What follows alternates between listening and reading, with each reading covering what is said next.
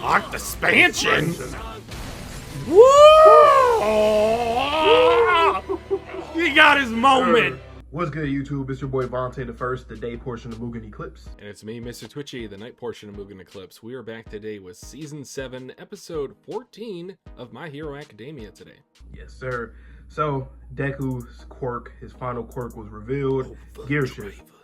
He can literally increase his speed crazily, quintuple as he said when he did the Detroit Smash, and he can even go low gear. He can slow it all the way down. He is insane right now. He goes beyond physics now. He's at that level. You know, all MCs have to have a crazy power up or something like that. So that's something that Deku has to his name. And Shigaraki is currently mutating once again after getting third time. Yeah, after getting pummeled by Deku, pause, a few times an episode, and 120% out of 100% Deku. So yeah, his body needed to, and he doesn't have any of his quirks right now, so his body is in a dire situation. I find it interesting that there is now both a timer seemingly on both Deku and All For One, you know, the All For One that's over there by Endeavor and Hawks, to where the second user said something like you have 5 minutes to defeat him or the world will lose. So is this like a one-time usage type of deal? Like you can never use overdrive again? I say overdrive, I know gear shift, but like by initiating the second's quirk, do you then put a timer on your own quirk cores within One For All? I'm not quite sure what he meant by that, but I am concerned about it. You will see in due time. You shall see. But we seen at the end of the episode, we seen Spinner, the boy. We're gonna go to his POV, and we seen in the preview for this episode, Shoji was in there and Koda. So looks like we're getting, and the other heteromorph. So we're gonna get into something. Obviously, I know Twitchy doesn't know because he is blind right now when it comes to My Hero. He read all the way up to a certain point about a few episodes ago. But it's gonna be a pretty good experience, so I can't wait to hop into it. All right, guys, so without any further delay, let's get into Season 7, Episode 14 of My Hero Academia right about now. Now, whatever you do, don't push this button. I am Groot. Uh-huh. I am Groot. That's right. I am Groot. No! No, that's the button that will kill everyone! Ooh. Oh, that's animated. I like that. It reminds me of the Shikamaru episode. You know the one. Really like paint. I like that. Impure blood. Oh, look at that. Oh, they come from like a traditional society, maybe. One thing I'll say about Horikoshi, which is cool, is like to relate this to like real life, because when I'm looking at it in My Hero, I'm like, all of you guys look crazy, even if you're not a heteromorph. Like, what y'all doing? But that's just like real life, you know? People don't look that much different. It's just a few features different in skin color, but ultimately, y'all pretty much look the same, you know? So. Oh, and I didn't mention it, but this like All For One form that we see with the shorter hair, I think that's what's gonna pop out of Shiggy. That form. I hope the animation is like that for that part. I really hope it is, because that's what happened in the manga, how that looked. Would you consider Sue a heteromorph? I would say yes. Probably not, just because she has like a certain, so like, well, Shoji, maybe, I'm not sure. Would that mean that Mina is too, or no? I would, yeah. Or even Tokoyami? Oh, definitely, yeah. Okay, what do you do, I Spider-Man? really like the shading in this episode. Shark Man. Shout out to my Shark Fiend boy and Chainsaw Man.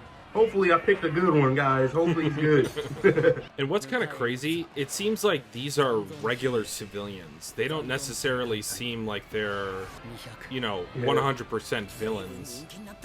Right, and that's dangerous as hell on both ends. Ooh. He's done better. Yeah, like in the laboratory. Oh no. Is that Shark Boy? Oh, good save. I like the crowd noise in the background. This is You're really good with this, man. What a laser! Bro, shot a laser shocking gun.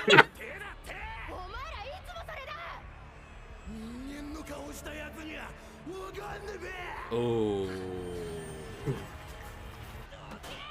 I feel like that was some meta stuff right there too from Horikoshi. The fact that he was like saying it's like Rock Lock, Yep. the black guy. I like that too. Well, yeah, because he does have a lot of influence from Western comics, and like I've been watching X-Men '97 recently, and that's just a veiled analogy for the civil rights movement. Traitor? Call him race traitor? Yep, there you go. There you go. Yo. And once again, it's how people in real life think too. It's crazy. Damn. Oh God. Wait, there was a purge? Oh my Wow. God. Horikoshi was cooking in the manga at this point. This seems like it's been going on from the start. And that was one criticism that I've seen people have, that he did it this late, which I can agree with, but at the same time, I'm glad that he did it at all. And he's doing a great job with it. And there was only a few chapters, you know? I really love the atmosphere that's going on. Like you said earlier, how chaotic it is. Very fitting. Matter of fact, if Horikoshi does decide to continue My Hero when they're adults, do like another heteromorph type uprising. Yeah. Because I think there still will be somebody that's like, no, fuck all of this, man. I'm going to keep going. Bro, look crazy. Hulk Ninja Turtle. Ew. You gotta cut back on the drooling though a little bit. The spokesperson, boy can't even speak. Oh, that's not good. He's going Hulk mode. Say something for the crowd. That our heteromorphs is making them feel even. Ooh. Octoblow!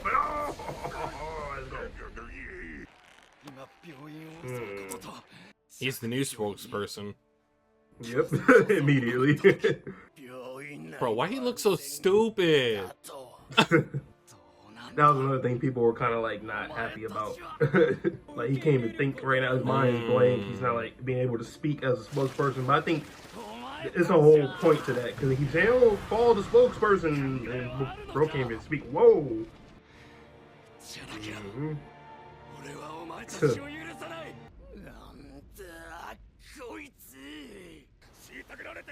This is the problem with mob mentality. They don't think logically. And look at this boy, not thinking He logically. can't even think. Oh no. Well, crap. Shut There up. you go. Yeah. Shut up. What he means is, He did not say that. Blood did not say that. yeah, that's what he said.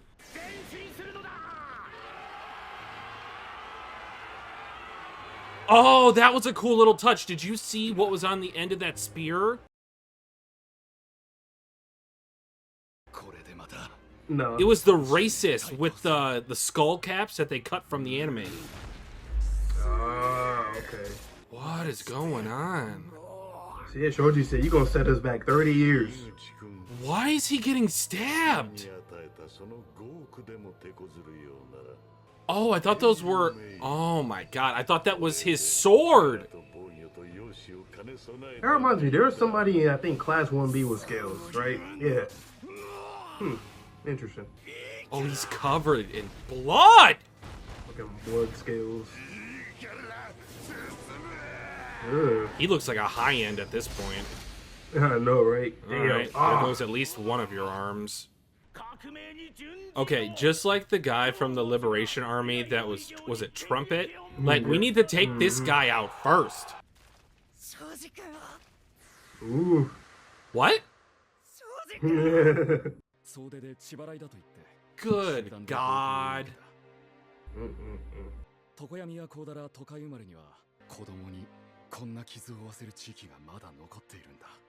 Children, not adults. Yeah, you might be right about Sue, because they show her and Mina right there. You can tell they put emphasis on them too. You definitely did. This also shows growth from Mineta, and I know people, they don't care at this point, but... Is this a new OST? Yep, very new. It must be his own OST. Cool. Real hero. characters like this matter in series because you always see the villains, they come from the same kind of background, and then you see why they're villains. But how about more authors start writing stuff where those same people that had the same experiences become heroes? It's always about how they became a villain because how they're treated. Cling to You me. don't gotta be like that. What are they, tucked in like a blanket? It's a real hero right here. But what's going on with Koda? What, like, He's having a Quark an awakening? awakening. I remember I seen. I was like, wait a minute. Oh, wait a minute. He got more rock stuff on his head. I hate that they're setting him up to like die here. You know what? Maybe the heteromorphs, they're all right. Whoa! Like Shigaraki. Right? They should have him on the battlefield against Shiggy. Nah. Get him out of here, Koda. Get blood out of here. But this is a chance for a new society.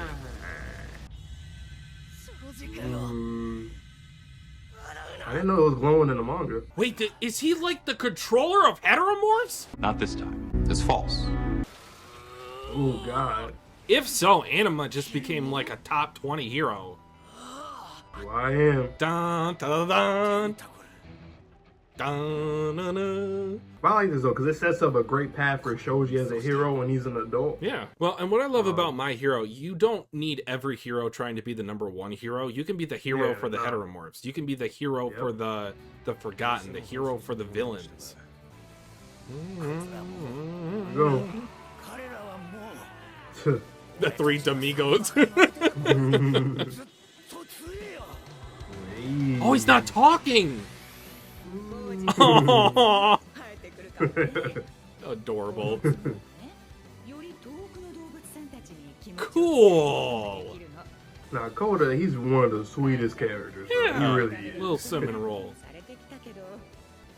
And the little tufts of hair in the back, that's what Koda looks like. Yes!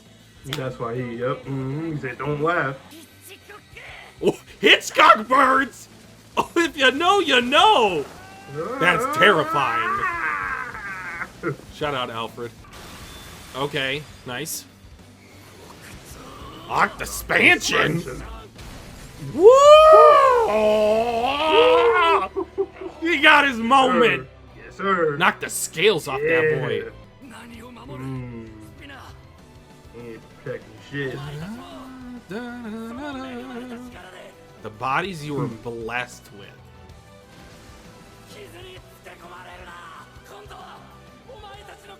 Ooh! Yeah, got chills, man. Shoji spitting. That remind me of Yome. Kind of, with that backstory with the little girl he had saved, or that he was able to save. What the hell was that? Don't laugh, don't laugh, don't laugh.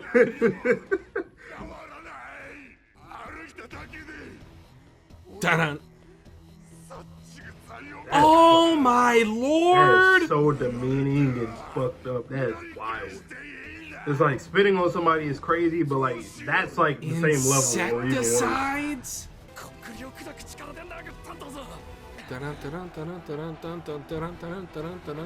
Boy, oh boy.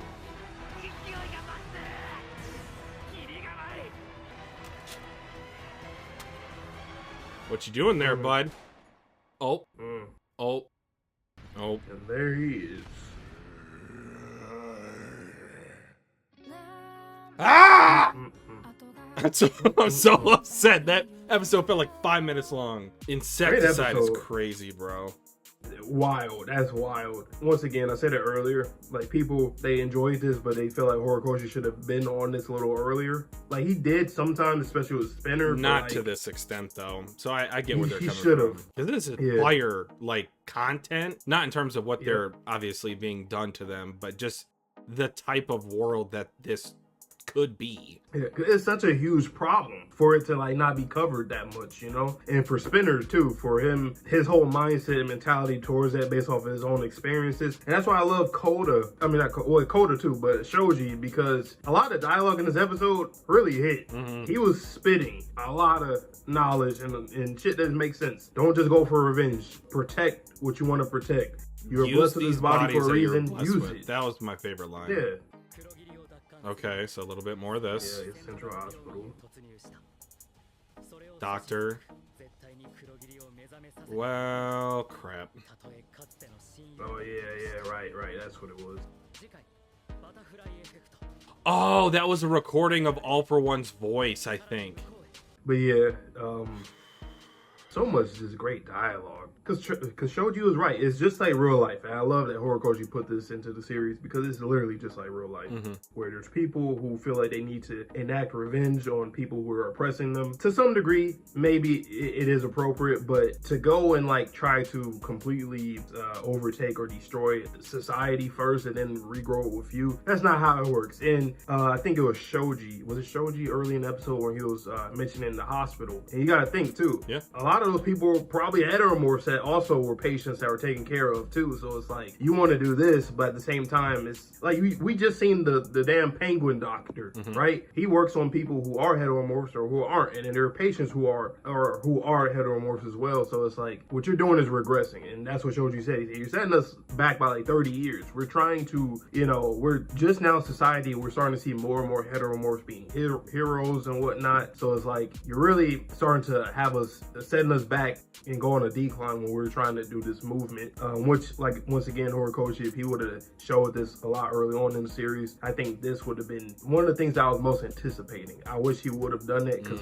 I would have loved the payoff for it, but I still loved it because it was just a few chapters anyway, so it was dope. One of my favorite videos of all time is with this. I can't remember the ethnicity of the mom, but there was a little black boy and a little white boy on a train, and I think they were just like shaking each other's hand or just kind of like playfully touching each other. And the mom was kind of looking at her son like, oh, that's great, he made a friend. And I think either like the caption or like the takeaway from the video is that like hatred is taught, not inherent. And for you to be scared, that is the fundamental aspect of being a human being. But you also have to realize that every fear you feel towards another, Homo sapien, for the sake of argument, let's just assume that all of the humans or even the heteromorphs in this series are Homo sapiens. But for you to look at a fellow member of your race with that much hatred in your heart, with that much disdain, like, you were beating a child. I want you to just think about that from an overall objective third-party kind of viewpoint. What type of person beats a child? Not to say like any sort of parenting or anything like that, no, but like someone else's child. You are beating them? That is vile. That is disgusting. And Shoji has the scars to prove it, to where his speech didn't sound like he was just preaching from a pedestal. He had been in the mud, he had been bloodied up, he had been through the thick of it. And it wasn't his fault, obviously, for any of the atrocities that were given onto him. But it didn't matter when that little girl, or the younger girl, was in trouble. He just saved her because he still had the heart of a hero. And I just love full circle like how that was even foreshadowed in last ED, because we just saw him sitting there with a young child on the bank of a riverbed. I'm not an idiot. Monte's not an idiot. So like if he would have saw that and been blind like me at that moment, I would have immediately known that he had saved someone during his childhood. But like for him to, what they call it, like a blood purification or something like that? Yeah. For you, I'm just so upset with like that type of world. And unfortunately, I know that there's multitude of discriminations in our own world, but just to get that in this type of world, when be careful who you make the villain, because if you were to do something and that kid did not have a kind heart, you could have gotten seriously injured. It's just a regular everyday human. I apologize for the monologue, but like I've been waiting on this in the manga for so long, and we finally got it, and it was as good as expected. I like what you said. You said that like Shoji isn't putting himself on a pedestal. Like he's been in the mud. He's actually been somebody that's targeted and attacked. Even the little girl when he saved her, even she said like I would have been scared or I was scared, but you're not bad. You're not a bad guy whatsoever. Yeah. She's just a little girl, so she only knows what she knows. Maybe her parents probably told her before like don't mess with those people.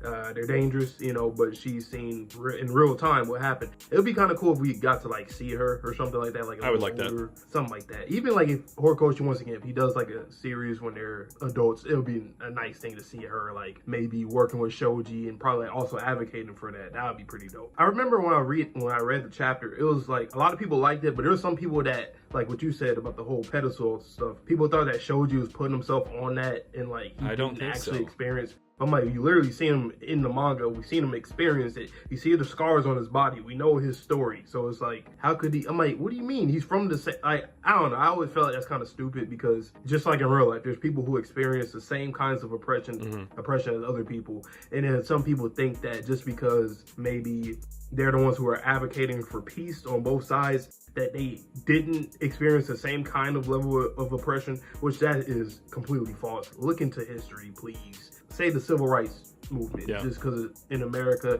and it wasn't that long ago, you know. So, like with sit-ins and stuff, people getting attacked and spat on and stuff thrown on them, just for existing. Like, and they're advocating for peace.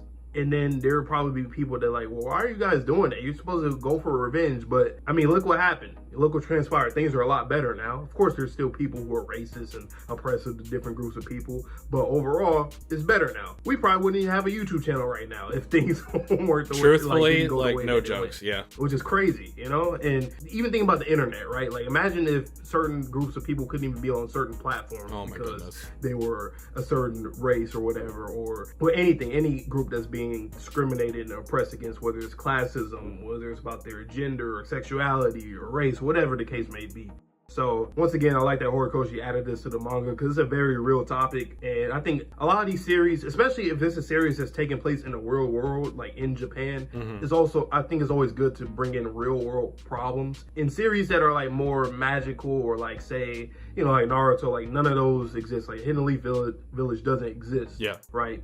Or all these different kind of magic series and whatnot. I don't want to say that these series like My Hero is obligated to do stuff like that, but I think it's something that, like, why not jump into like real world stuff if your characters are living in a real world in the series? So I always felt that Horikoshi did was great, and he shot up Shoji up my favorite character charts too, just from these chapters alone. So he did a great job. Koda too. I agree with what you're saying. The only thing I will just kind of mention, and I'm not entirely sure about this, so please correct me down below in the comments if I am mistaken, but I'm pretty sure that racism in Japan is sort of a taboo topic. It's not something that they really talk about. I know that there is obviously black people that live in Japan, and I've seen a couple interviews to where their own personal experiences have not been the best, just because they look different from the native. Yeah, I know. I'm not saying it's, you know, across the board, but just in general, I don't think it's a topic that's typically talked about. And I do know that Horikoshi was affected when they went for the MVA arc previously, just because of the decrease in the manga sales. It kind of sucks that this has to be a type of media that is consumed and is then therefore scaled in terms of sales. But you do have to keep that in mind as a author if you do eventually want to have success, because have you seen Shonen Jump recently? They are canceling things left and right. They will cancel the series. Obviously My Hero's a little bit, you know, removed from that given like its history, but just in general, I feel like that's not a topic that's typically talked about in manga. And that's why one last thing I'm gonna say is that's why I really appreciate Horikoshi, because he does things that a lot of mangaka don't do. Like you said, in Japan, those kind of topics, they probably are taboo. Like you said, I think I've heard about that before too. And for him to even dive into that, he literally has like you just said, he had a whole arc that was very popular out here in the West. But for them, they didn't really like it. They didn't fuck with it like that. So he takes a lot of risk, and there's something, even like with the hero aspect in this story. A lot of people think, especially like with our comics, which he is inspired by, but he doesn't do everything that our type comics do. It's not all about just defeating villains, locking them up, and then, like, no, it's about saving people who are also affected by a lot, like saving citizens. That's why the whole Shigaraki and All for One thing is very different from what you would see in manga or comics or really anywhere, because you never really see like a main character in like a hero series that's empathizing with a villain, unless like maybe way later when they finally learn about their backstory. Then they're probably like, damn. But they usually don't, like you said, not typically. So I like that Horikoshi even went down that route of getting inspired from our comics, but also putting his own twist with it as well, and giving us something that nobody really has seen. Look how Deku, like he's, damn, I see this kid in Shigaraki that needs to be saved, but I also know I might have to kill him. I might have to do this. So you usually don't see that in a lot of series. You know, it's all about stopping this person from hurting the people that I care about, and that's pretty much it, right? Maybe you might give them a talk to talk them out of it, but even that's not all too realistic. That's why the whole talk no jutsu thing is even a meme in the first place, because it works in certain aspects, but realistically in some aspects it doesn't really work, you know, especially after all of what they've done. But yeah, this is a long video, but it was good because it's about real world stuff, and I like that Horikoshi even dove into that, you know. It's a risk worth taking. And I'll leave my thoughts off with this. I believe it was the Joker that says, all it takes to be a villain is one bad day. Literally. That's literally Shigaraki's story. One bad night, and then nobody came to save him. Rescue him, essentially. You know, just one citizen, one person walking by him on that sidewalk could have took him to the police station, did something, but you see what happened, you know? So yeah, man, but great video, great reaction. Excited for next week, and then we're gonna get into some really good stuff, I believe, probably around like the end of that next episode, so stay tuned for that. Okay, I'm excited. You guys know the drill, man. A lot of content coming out from the end of the summer going to the fall to the winter, so stay tuned. A lot of content, live action, anime, all that. So without further ado, I'll let you guys all go, so please stay safe, stay healthy, stay clean. See you guys on the next video, and peace.